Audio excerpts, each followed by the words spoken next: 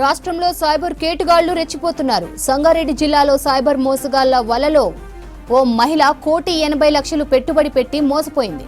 అమీన్పూర్ మండలం పటేల్గూడకు చెందిన బాధితురాలు పార్ట్ టైం జాబ్ పేరిట ఫోన్లో వచ్చిన లింక్ ను ఓపెన్ చేసి పలు దఫాలుగా డబ్బులు ట్రాన్స్ఫర్ చేసింది. అసలు ప్రాఫిట్ తీసుకునేందుకు యత్నించగా నేరగాళ్లు స్పందించకపోవడంతో మోసపోయినట్లు గుర్తించిన బాధితురాలు అమీన్పూర్ పోలీసులకు కంప్లైంట్ చేసింది. సైబర్ మోసంపై కేసు నమోదు చేసుకున్న పోలీసులు విచారణ చేపట్టారు.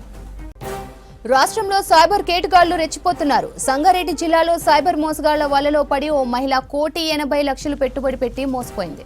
అమీన్పూర్ మండలం పటేల్గూడకు చెందిన బాధితురాలు పార్ట్ టైం జాబ్ పేరిట ఫోన్లో వచ్చిన లింక్ ను ఓపెన్ చేసి పలు దఫాలుగా డబ్బులు ట్రాన్స్ఫర్ చేసింది.